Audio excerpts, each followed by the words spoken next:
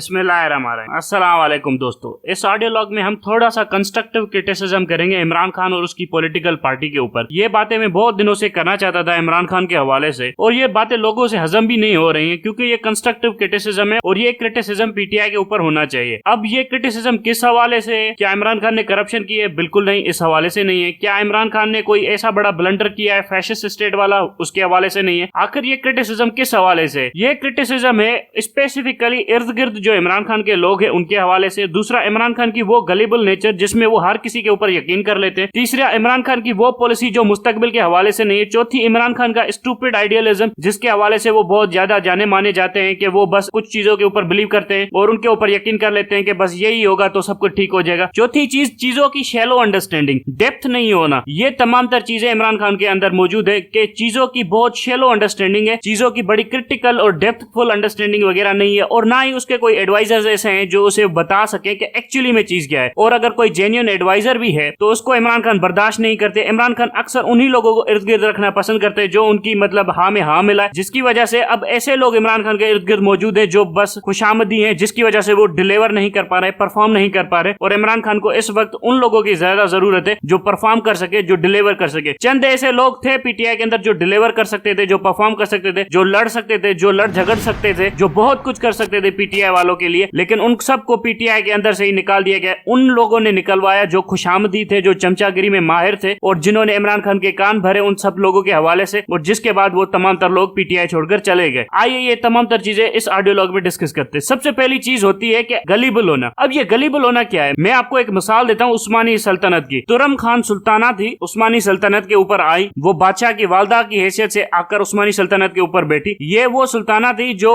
कोसम सुल्तान के बाद आकर बैठी थी। अब उस टाइम के ऊपर रियासत के अंदर ऐसा कोहराम मचा हुआ था कि रियासत के अंदर कोई भी चीज सही नहीं चल रही थी। फौज के अंदर बगावतें, कारोबार रियासत का ठप होना, चोरी चकारी रोबरी, कोई रास्ते साफ नहीं थे, रस्तों के ऊपर से डाके लग जाना, लड़कियों का अगवा होना, हर बुरा काम उस रियासत के अंदर हो रहा था। पूरी की पूरी बिजनेस फंक्शंस वगैरह ठप हो गई थी। उसके बाद तुरम खान ने एक और वजीर आजम बनाने का फैसला किया। वो 80 साल का बूढ़ा शख्स वजीर आजम था। उसको बादशाह ने बुलाया और उससे कहा कि मैं आपको वजीर आजम बनाना चाहता हूँ। वजीर आजम ने पता है क्या बादशाह को जवाब दिया? वजीर आजम ने बादशाह को जवाब यह दिया, मैं आपके सामने 3 शर्तें रख रहा हूँ जिसके बाद आप मुझे वजीर आजम बनाए। अगर मेरी तीनों शर्तें मंजूर नहीं है तो मैं वजीर आजम का ओहदा नहीं ले रहा। अब ये बादशाह के सामने बड़ा सवाल था और तुरम खान सुल्तान चाहती थी कि ये आकर बैठे। अब उस बंदे ने शर्तें क्या रखी थी? एक शर्त ये रखी थी कि मैं जो भी फैसला करूंगा आप उसके ऊपर सवाल नहीं उठाएंगे। दूसरी चीज, मेरे हवाले से जो भी शिकायतें आएंगी वो आप नजरअंदाज कर देंगे। तीसरी चीज, जो भी मेरा फैसला होगा फौजियों के हवाले से आप उसे भी क्वेश्चन नहीं करेंगे बल्कि उसे मनोमन मान लेंगे। मतलब कैबिनेट भी मैं अपनी बनाऊंगा, फौजी भी मैं अपने लगाऊंगा, और मेरे खिलाफ अगर कोई शिकायत लेकर आपके पास आएगा तो आप उसे रिजेक्ट कर देंगे। आपके अंदर इतना हौसला होना चाहिए। बादशाह ने बड़ा हिचक कर कहा कि चलो मैं तुम्हारी 3 बातें मान लेता हूं, और उसके बाद उसने कहा कि मैं सिर्फ 4 साल के लिए वजीर आजम बनूंगा। 4 सालों के अंदर वो वजीर आजम बना। 4 साल के अंदर जो सल्तनत की उसने सफाई कर दी है, ऐसे ऐसे फौजी निकाल कर मरवा दिए जो फौजी गद्दार थे, ऐसे ऐसे बिजनेसमैन कारोबारी जो तिजारती मुनाफिक थे उन सबको खत्म करवा दिया। रियासत के अंदर वुजरा वजीर सारे के सारे खत्म कर दिए। 4 सालों के अंदर तुरम खान के सामने एक रियासत पूरी की पूरी खड़ी कर दी। उसके बाद अपनी बूढ़े शख्स ने लाठी ली और कहा कि 4 सालों का वजीर आजम का ओहदा मैंने लिया था, ये आप अपना ओहदा संभाले, मैं चला अपने घर। कुछ ऐसे शख्स भी होते हैं दुनिया के अंदर जो इस तरह से रियासतों को बचा कर जाते हैं, और वो बादशाह एकदम सा नालायक बादशाह था जिसको इस काबिल वजीर आजम ने बचा लिया। अब ये मैं बात इमरान खान के हवाले से क्यों बात कर रहा हूँ? इमरान खान वो वाहिद शख्स है जिसके बारे में हम ये भूल गए कि वो 3.5 साल हुकूमत के अंदर रहे। 3.5 साल हुकूमत में रहने के अंदर उसके कितने लोगों ने कान भरे? उसकी हुकूमत के अंदर कौन कौन से ऐसे लोग आकर बैठ गए थे जिनके ऊपर उसको भरोसा भी नहीं था फिर भी आकर बैठ गए? फॉर एग्जाम्पल, आईजी पंजाब को चेंज करना और आईजी पंजाब या पुलिस पंजाब को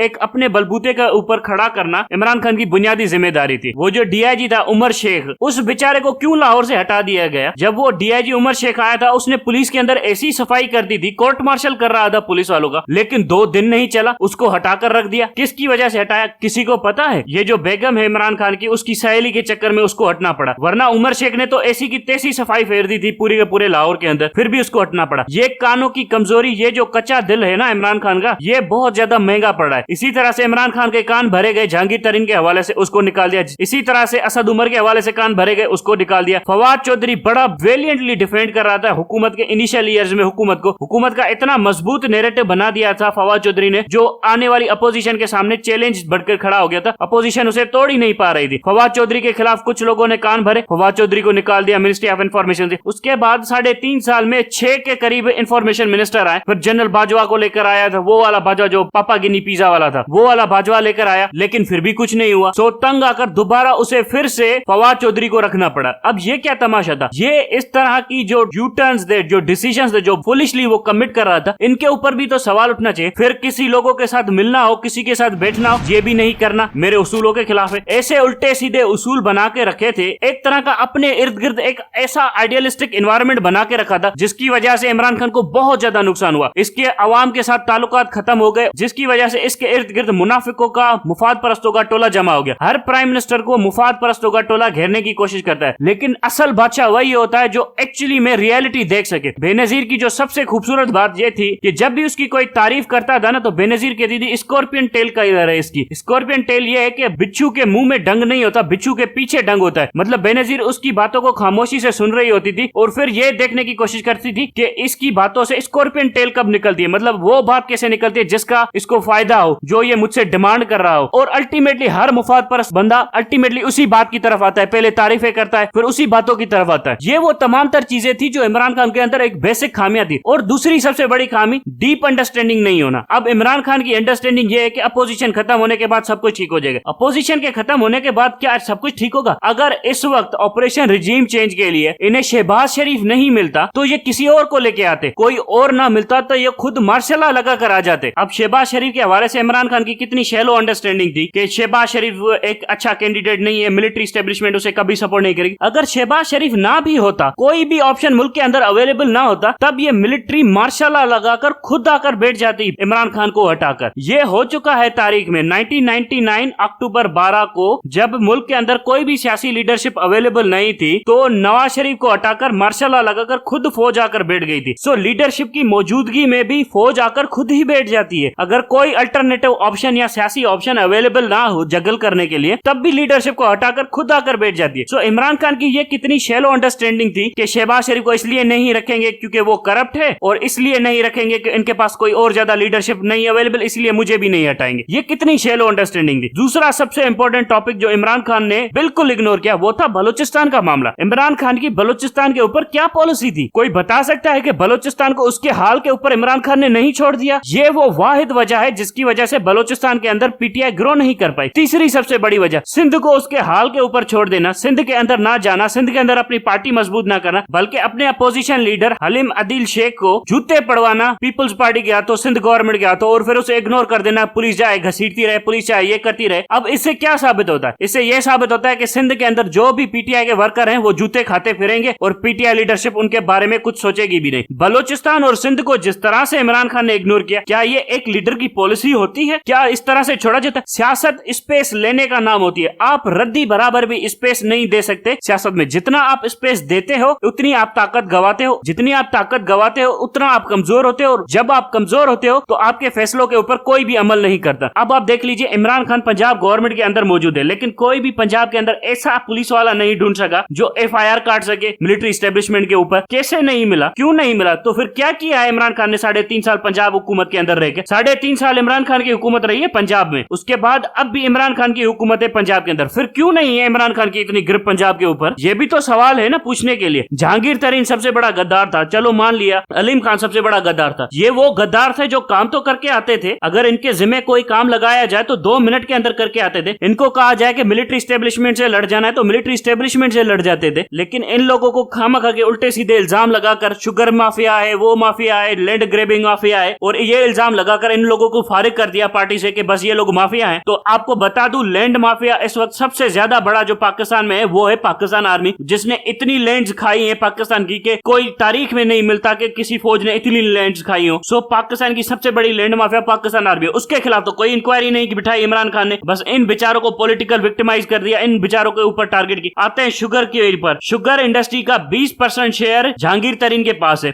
बकाया 80% शेयर किसके पास है? खुसरू बख्तियार के पास था, उसके बाद आसिफ अली जरदारी के पास था जो कि सिंध के अंदर थी। एफआईए सारी इंक्वायरी करती है जहांगीर तरीन के ऊपर, जिसके डॉक्यूमेंट सबसे बेहतर थे। बकाया 80% लोगों के ऊपर कोई इंक्वायरी नहीं होती। खुसरू बख्तियार ने तो कह दिया था मेरे ऊपर इंक्वायरी होगी तो मैं हुकूमत छोड़ जाऊंगा। फिर क्यों नहीं हुई इंक्वायरी उनके ऊपर? सिर्फ जहांगीर तरीन को ही टारगेट करना था, उसकी फैमिली को ही टारगेट करना था। ये वो फैशिस्ट मेंटालिटी थी इमरान खान की जो अब वो भुगत रहा है। अगर कोई ये शख्स कहता है ना कि इमरान खान भी दूध का धुला हुआ है तो वो भी बेवकूफ है। उसको भी आंखें खोलनी चाहिए कि इमरान खान ने इतने बड़े ब्लंडर किए हैं, इतने बड़े ब्लंडर किए जिसका नतीजा वो भुगत रहा है। और ये आते हैं बाजवा के ऊपर। बाजवा का तो इसको ऐसा रोमांस लगा हुआ है कि बाजवा कभी गलती नहीं कर सकता। अब बाजवा को कहकर आ गया ओपनली कि तुम एक्सटेंशन लेना चाहो तो ले लो। किसने मरवाया है अरशद शरीफ को? बाजवा ने मरवाया है। कौन ये दहशतगर्दी करवा रहा है? बाजवा ने की है। किसने ऑपरेशन रिजीम चेंज एग्जीक्यूट किया? बाजवा ने किया। बाजवा एक बार मिलने क्या गया प्रेसिडेंट हाउस के अंदर, और प्रेसिडेंट हाउस में जो मीटिंग हुई 2 मिनट की या 5 मिनट की या 10 घंटे की, उसके बाद बाजवा का इमरान खान के ऊपर ऐसा असर पड़ा कि बाजवा को एक्सटेंशन दे दो। किस खैरियत में एक्सटेंशन दे दीजिए? नया आर्मी चीफ नहीं आएगा, बाजवा ही एक्सटेंड करे, इलेक्शन हो जाए, उसके बाद मैं खुद अपना आर्मी चीफ लगाऊंगा। भाई अगर तुम्हें अपना आर्मी चीफ लगाना है तो इतना तो हौसला करो कि किसी आर्मी चीफ को सेक करके अपना आर्मी चीफ लगा सको। तुम प्राइम मिनिस्टर फिर किस बात के बने हो? अपने लोगों से बहादुरी की एक्सपेक्टेशन करते हो, खुद में बहादुरी नहीं है। ये वो चीजें हैं जो इमरान खान की पर्सनैलिटी के अंदर कर्स है। अगर उसने एक ताकतवर वजीर आजम बनना है तो उसने वो ताकतवर फैसले लेने होंगे। बाकी अपनी भैंसों को जूते मारकर खुद को ताकतवर साबित करना, ये कहां की अक्लमंदी है? जहांगीर तरीन, अलीम खान तो तुम्हारे लोग थे, उनको जूते मारकर कौन सी अक्लमंदी साबित की? अब पार्टी की क्रेडिबिलिटी क्या बची है? ये जो शाह महमूद कुरैशी है, ये लोग अब पार्टी को लीड करेंगे? कौन सी लीडरशिप बची है पार्टी के अंदर? ये वो चीजें हैं जो इमरान खान को सोचना चाहिए, जो अपना ईगो साइड पे रखे। अब ये जो लोग आ रहे हैं, अब फराह गोगी और बुशरा बीबी के जो बहन भाई रिलेटिव्स कजन्स है ना, वो भी पार्टी के अंदर आ रहे हैं। ये आपको आने वाली हुकूमत जब इमरान खान की आएगी ना, ये आपको दिखाई देगा कि ये लोग भी इमरान खान के इर्द गिर्द नजर आएंगे। जो लोग इमरान खान के लिए गोलियां खा रहे हैं ना इस वक्त, जो उसके लिए सर तोड़ मेहनत कर रहे हैं, जो उसके सामने खड़े हैं जब कोई नहीं खड़ा था, ये सब लोग सफाया हो जाएंगे। फराह गोगी, बुशरा बीबी के बहन भाई भतीजे, ये सब आ जाएंगे। बाजवा आया, अपने बहन भाई भतीजे खानदान पूरा का पूरा लेकर आया। अब ये लोग भी आ रहे हैं, ये भी अपना पूरा खानदान लेकर आ रहे हैं। ये है पाकिस्तान की किस्मत। अब आके देखते हैं कि क्या होता है। Thank you very much.